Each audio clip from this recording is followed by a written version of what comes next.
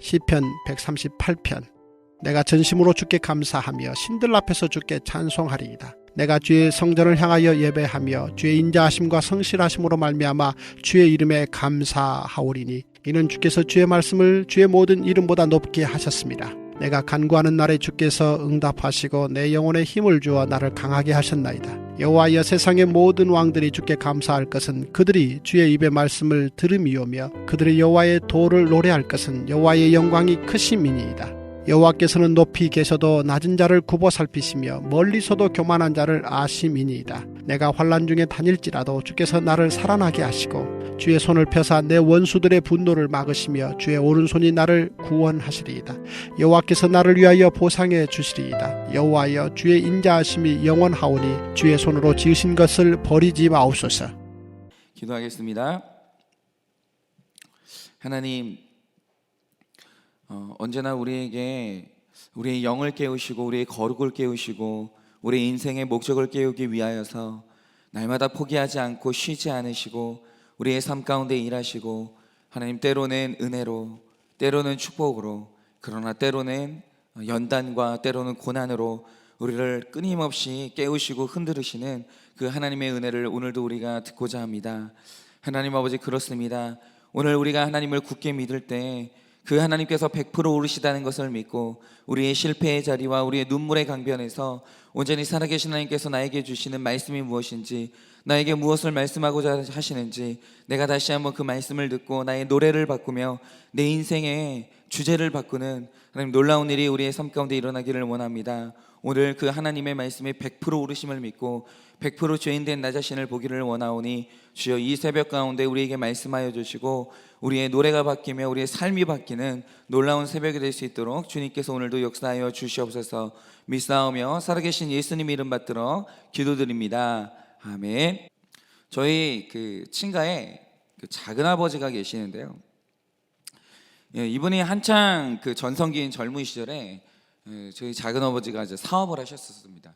본인이 이제 사장은 아니었지만 임원으로 열심히 일을 하셨었는데 어느 정도 성공을 하셨던 걸로 기억을 합니다. 그래서 앞날에 대한 자신감을 가지고 굉장히 승승장구하셨는데 제가 아마 초등학교 다닐 때였던 것 같습니다. 그 어린 저에게 이게 뭐 어른들이 집안일을 다 말해주시는 게 아니니까 저는 잘 몰랐는데 이 에너지가 넘치고 명절 때마다 그 많은 조카들한테 이 돈을 뿌리셨던 작은아버지가 어느 날부터 사라져서 안 보이시는 거예요. 그래서 이제 어느 명절에 이제 안 보이시니까 그 작은아버지는 어디를 가셨냐? 왜 안 보이시냐라고 물어봤는데 저희 부모님도 물론이고 아무도 대답을 안 해주시는 거예요. 그래서 어딜 가셨지? 이렇게 이제 생각을 했는데 나중에 알고 보니까 저희 작은아버지가 경제사범으로 감옥에 가셨던 거였어요. 그래서 그 1년 정도 수감이 되셨다가 출소를 하셨는데 출소하신 지 얼마 안 돼서 어느 날 작은 어머니께서 저희 집에 이제 오셨어요.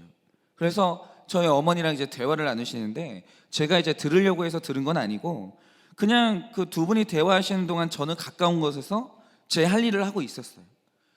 그러니까 흘러온 거죠, 제 귀에. 그런데 지금 와서는 그 대화의 내용이 하나도 기억이 안 나요. 안 나는데 그 대화에서 유독 한 가지가 잊혀지지 않고 계속 기억이 나는 거예요. 왜 그러냐면 작은 아버지께서 이제 출소를 하신 이후에 잠을 주무시는데 밤마다 잠꼬대를 하는데 잠을 자다가 누구에게 분노에 차가지고 막 소리를 지르다가 깨신다라는 거예요. 근데 그게 밤마다 그러신다는 거예요.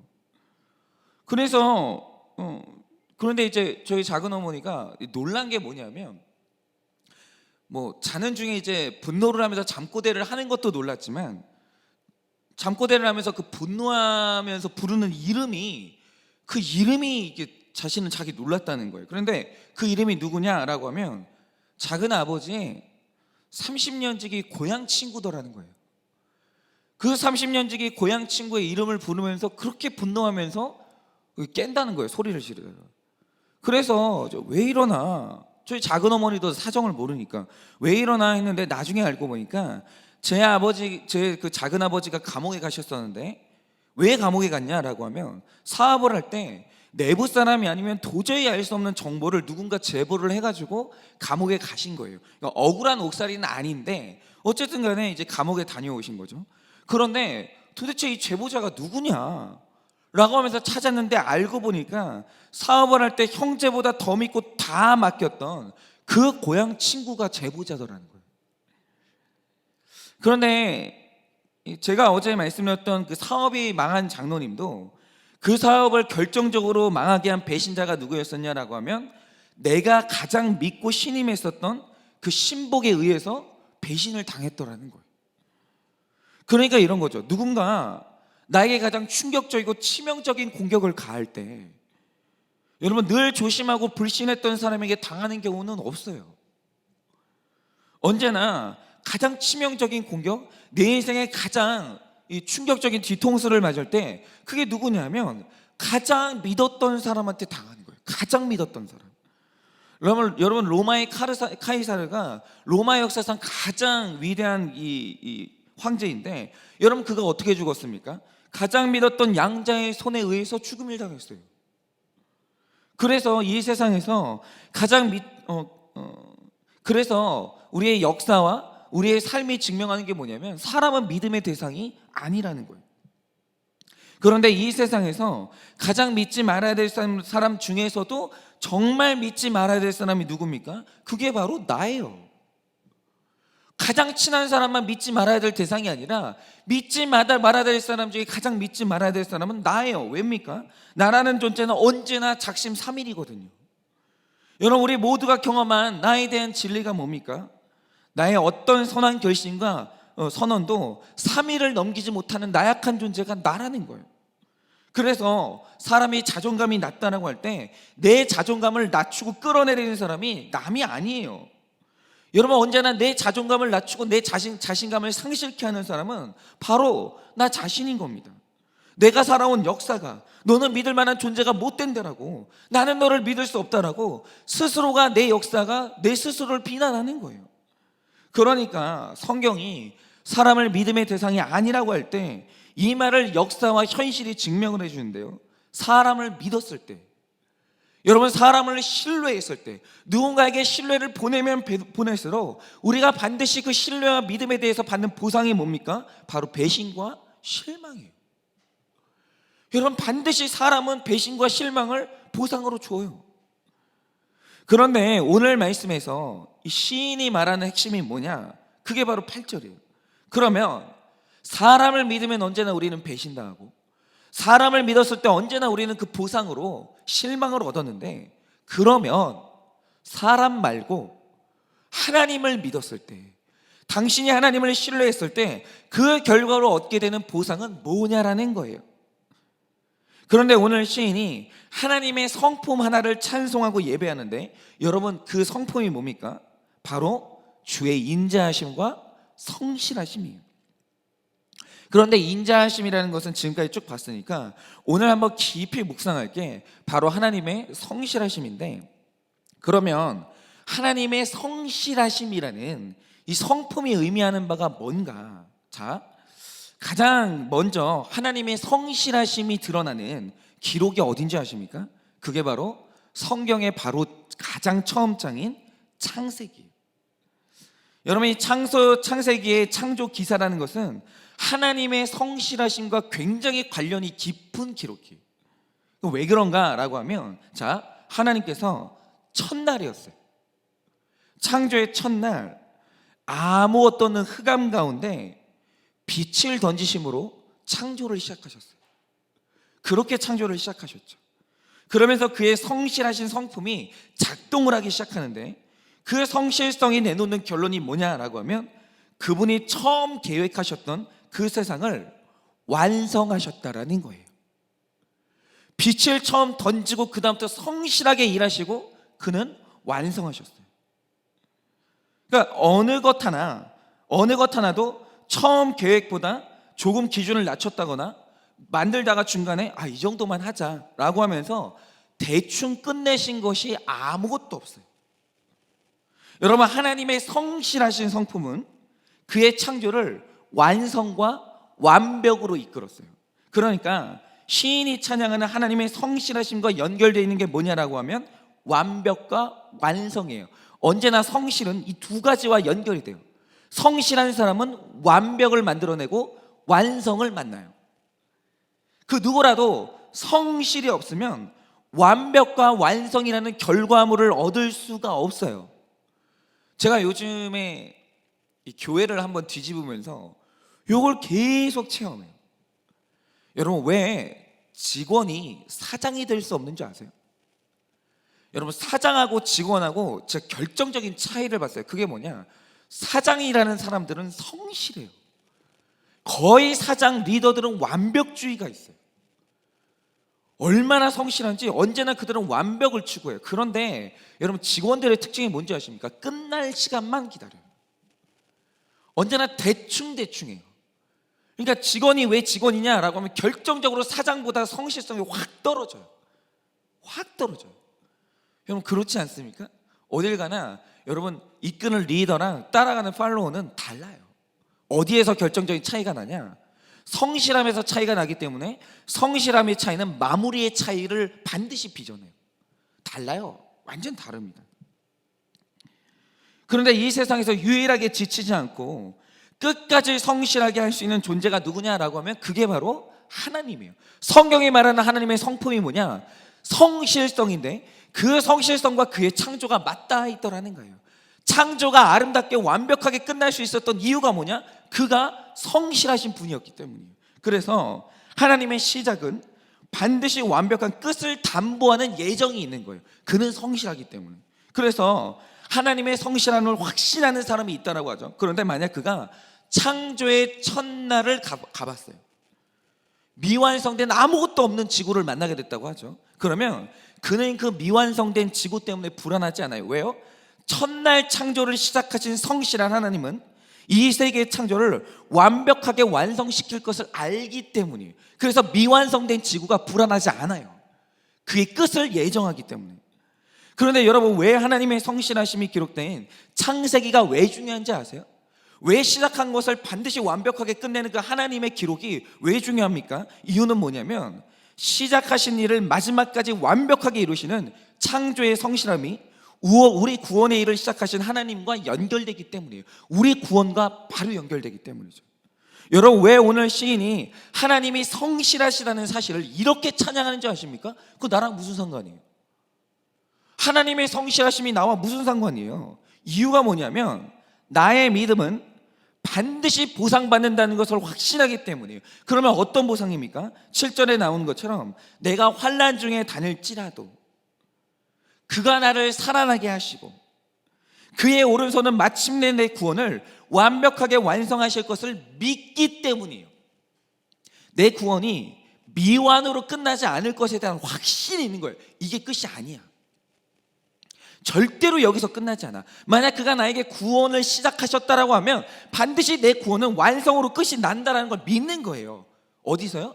그의 성실하심을 보고 신뢰를 확신하는 거죠. 그래서 빌립보서 1장 6절을 보면 바울이 확신에 찬 선포를 하는데 뭐라고 합니까? 너희 안에서 착한 일, 즉 구원의 일을 한 번 시작하신 이가 그리스도 예수의 날까지 이루실 줄을 나는 확신한다는 거예요. 시작했으면 끝나는 거예요. 시작했으면 완성하는 거예요. 그는 성실하시기 때문이에요. 그런데 여기서 그가 가지는 확신은 뭐냐면 창세기적인 확신이에요. 즉 창조를 시작하신 그분이 창조를 완벽하게 완성했듯이 그가 우리의 구원의 일을 시작하셨다? 어떤 사람의 구원의 일을 착수하셨다? 그러면 그 시작은 이미 구원이라는 결론을 담보해요. 시작을 해놓고 중간에 접는 일은 없어요. 그의 성실하심은. 그의 성실하심이라는 것은 구원이 미완성으로 끝나는 일은 없어요. 대충 하시는 일은 없어요. 반드시 완벽하게 완성해요. 그래서 하나님은 시작이 중요해요. 그는 알파와 오메가가 맞닿아 있어요. 그 두 가지를 연결시키는 게 뭐냐? 바로 하나님의 성실하심입니다. 그래서 만약 여러분에게 하나님의 구원이 오늘 시작됐다? 그럼 여러분은 그냥 이 구원이 완성된다고 보시면 되는 거예요. 그는 성실하기 때문에. 그래서 구원의 확신이라는 것은 작심 3일밖에 안 되는 불성실한 나에게서 나오는 게 아니라 지극히 성실하신 창조의 하나님을 믿는 그 믿음에서 100%의 구원의 확신이 나오는 거예요. 확신하셔도 돼요. 100%를. 그가 만약 시작하셨다라고 한다면.